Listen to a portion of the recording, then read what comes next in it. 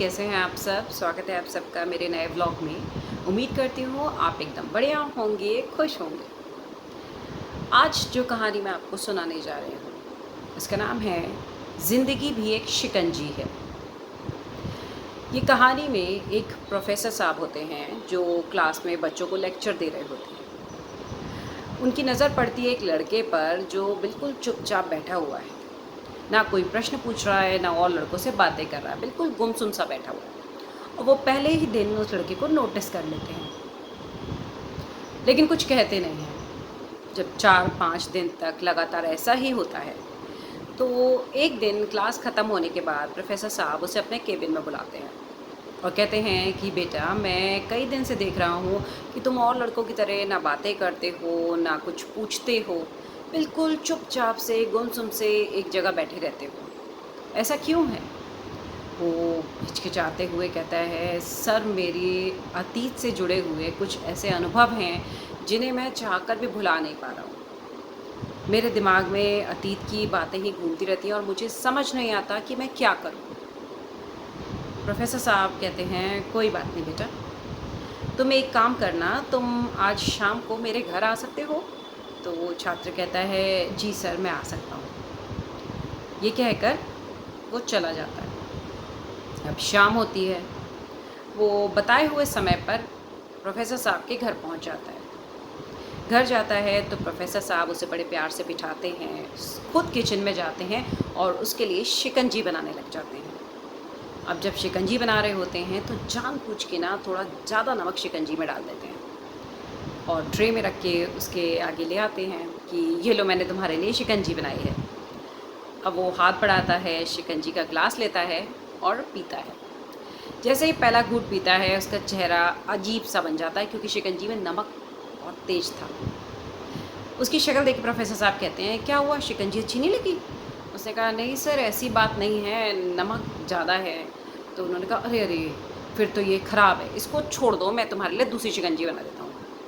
तो इस पर वो लड़का कहता है कि नहीं सर, इसे फेंकना क्यों है, बस नमक ही तो ज़्यादा है, आप थोड़ी चीनी डाल दीजिए तो ये शिकंजी ठीक हो जाएगी।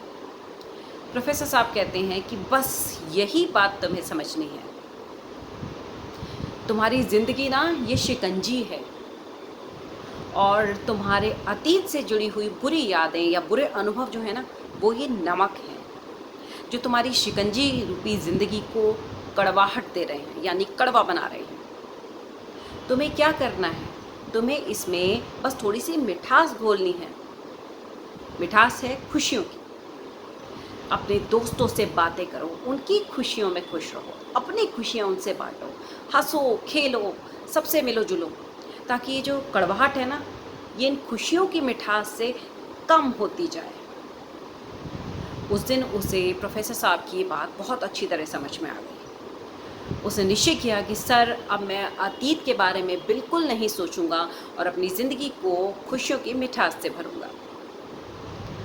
हम सबके साथ ऐसा होता है, कई बार अतीत से जुड़ी हुई बुरी यादें ना हमारे दिमाग में बस जाती हैं, जिन्हें हम चाहकर भी भूल नहीं पाते और उस चक्कर में अपने आज पर ध्यान नहीं देते और कभी कभी तो अपना भविष्य भी बिगाड़ लेते हैं। पर हमें ऐसा करना नहीं है।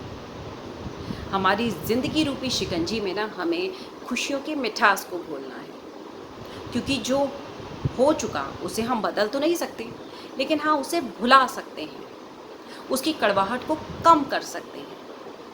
अपनी ज़िंदगी में खुशियों भरे पल लाकर, दूसरों के साथ हंस बोल कर, अपनी खुशियाँ दूसरों के साथ बांटकर, दूसरों की खुशियों में अपने आप को खुश रखकर। इसलिए कोशिश करिए कि अतीत से जुड़ी जो आपकी बुरी यादें हैं उन्हें आप इन खुशी भरे लम्हों के सहारे भूल सकें और अपनी ज़िंदगी रूपी शिकंजी को मिठास से भर सकें। उम्मीद करती हूँ आज की कहानी आपको पसंद आई होगी। अगर आपको पसंद आई हो और आप मेरे चैनल पर नए हैं, आपने अभी तक इसे सब्सक्राइब नहीं किया है, तो प्लीज़ इसे सब्सक्राइब ज़रूर करिएगा, लाइक करिएगा, शेयर करिएगा और कमेंट भी करिएगा। अगले ब्लॉग में फिर एक नई कहानी के साथ आपके साथ फिर मुलाकात होगी। तब तक के लिए जय श्री कृष्णा।